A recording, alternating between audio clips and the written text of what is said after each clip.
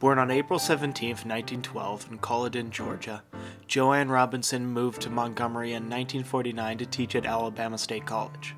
Her dream in life was to become a teacher, and she was dedicated to this goal, even graduating valedictorian of her high school class.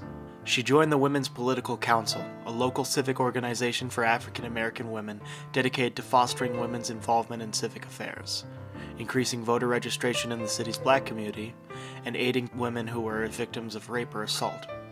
While in Montgomery, she faced verbal abuse from a bus driver for trying to sit in the whites-only section of the bus. This kick-started her interest in boycotting the segregation of the city buses. When Robinson became the WPC's president, she began working towards desegregating the buses. When their complaints to Montgomery city leaders were ignored, Robinson went to planning a boycott.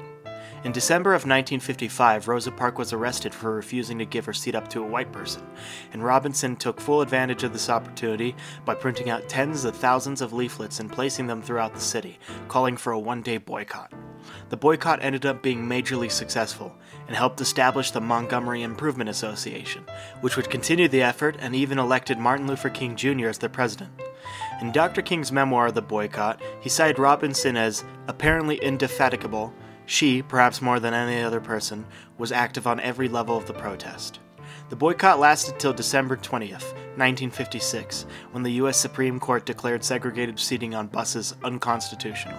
The boycott was one of the first actually successful protests of segregation in the Deep South, inspiring other nonviolent civil rights protests.